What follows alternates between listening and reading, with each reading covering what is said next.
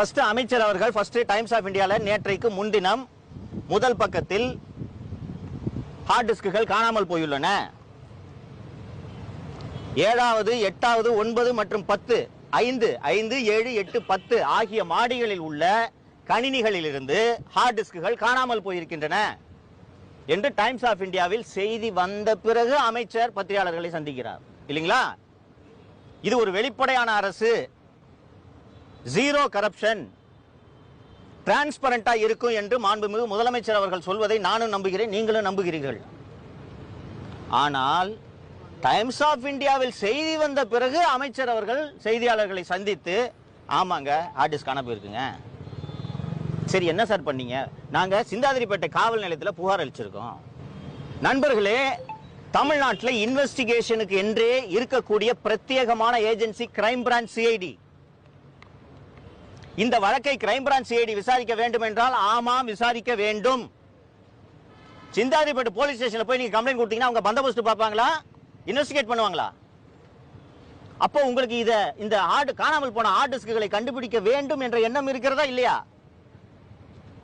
நண்பர்களே, அந்த காணாமல் போன ஹார்ட் டிஸ்க் தொடர்பாக இன்னும் ஒரு அதிர்ச்சிகரமான விஷயத்தை சொல்கிறேன்.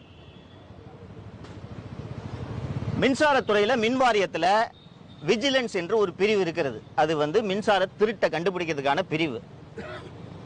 ஒரு லிமிடெட் ஸ்ட்ரெங்க்ல தான் அது பணியாற்றுகிறது என்றாலும் அதன் தலைமை பொறுப்பில் இருக்கக்கூடியவர் கூடுதல் டிஜிபி அந்தஸ்தில் இருக்கக்கூடிய ஒரு அதிகாரி.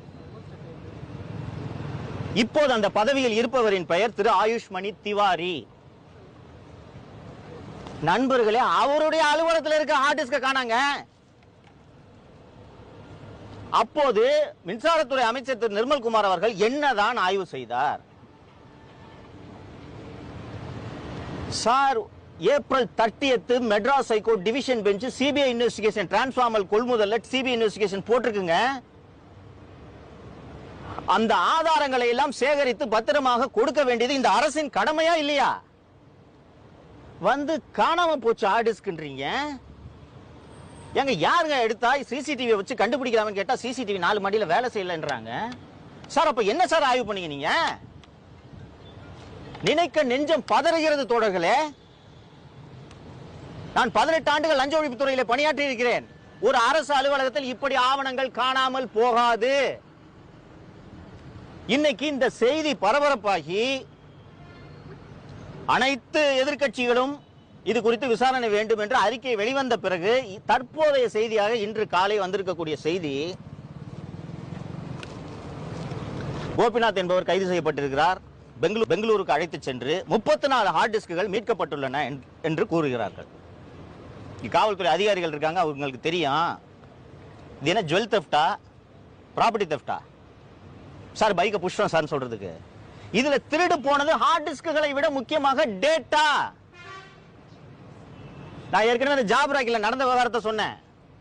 அந்த ஜாப் ராக்கெட் விவகாரத்தில் அந்த ஆதாரங்களை கொண்டிருக்கக்கூடிய ஹார்ட் டிஸ்க் திரு செந்தில் பாலாஜி அவர்களின் வீட்டிலிருந்து கைப்பற்றப்பட்டது. நான் சொல்றது கட்டுக்கதை அல்ல. இன்னும் நீதிமன்றத்தில் எங்கிருந்து அந்த ஹார்ட் டிஸ்கள் கைப்பற்றப்பட்டன என்பது அமலாக்கத்துறையின் வழக்கிலும் ஆதாரங்களாக இருக்கிறது, சிசிபியோட வழக்கிலும் ஆதாரங்களாக இருக்கிறது. இன்னைக்கு 34 ஹார்ட் டிஸ்கை கண்டுபிடிச்சோன்னு எங்களுக்கு ஒரு கதையை எங்களுக்கு சொல்றீங்களே. அந்த ஹார்ட் டிஸ்க்ல என்ன ஜனநாயகன் படமா இருக்கு? உண்மையிலே ஜனநாயகன் படம் இருந்துச்சுன்னா படம் இருக்கா? வேற என்ன இருக்குன்றது உங்களுக்கு எப்படி தெரியும்? இன்னொரு கூடுதலான தகவலை சொல்கிறேன்.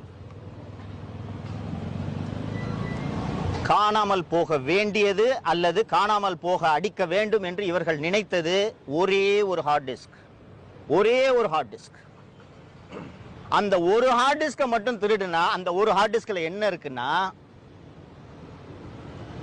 கடந்த 5 ஆண்டுகளாக தனியாரிடமிருந்து மின்சாரம் வாங்கியதில் நடைபெற்ற அந்த ஆதாரங்கள், சூரிய ஒளி மின்சாரத்தை தனியாரிடமிருந்து வாங்கியதற்கான ஆதாரங்கள், சுருக்கமாக சொல்ல போனால் 5 ஆண்டுகளில் தமிழக மின்வாரியத்தில் நடைபெற்ற ஊழல்களின் மொத்த ஆதாரமும் அந்த ஒரு ஹார்ட் டிஸ்கில் அடங்கியிருக்கிறது. இன்னைக்கு 34 ஹார்ட் டிஸ்கை நாங்க பெங்களூர்ல இருந்து சீஸ் பண்ணிருக்கோம். போய் இங்க நண்பர்கள் ரிச் ஸ்ட்ரீட்டுக்கு போயிருப்பீங்க. அங்க போய் இந்த கம்ப்யூட்டர் ரிப்பேர் பண்ற கடையில எல்லாம் கேட்டீங்கன்னா ஒரு 50 லேப்டாப் அடி போட்டு வச்சிருப்பாங்க. ஒரு லேப்டாப் காணா போச்சுன்னு சொல்லிட்டு நம்ம புகார் கொடுத்தோம்னா 10 லேப்டாப் சீஸ் பண்ணிட்டு வந்து அந்த லேப்டாப்ல நாங்க சீஸ் பண்றாங்க பாருங்கன்னு சொல்றது போல் இந்த கதை இருக்கிறது. நான் தமிழக அரசை மாண்புமிகு முதல்வரை கேட்டுக்கொள்வதெல்லாம் ஒன்றே ஒன்றுதான். டிரான்ஸ்பார்மர் கொள்முதலில் மிகப்பெரிய ஊழல் நடைபெற்றிருக்கிறது என்று சிபிஐ விசாரணைக்கு உத்தரவிடப்பட்டிருக்கக்கூடிய இந்த சூழ்நிலையில் அது தொடர்பான திருட்டு வழக்கையும் சிபிஐ தான் விசாரிக்க வேண்டும். சிந்தாதிரிப்பேட்டை காவல் நிலையமோ தமிழக காவல்துறையோ விசாரிப்பது பொருத்தமாக இருக்காது.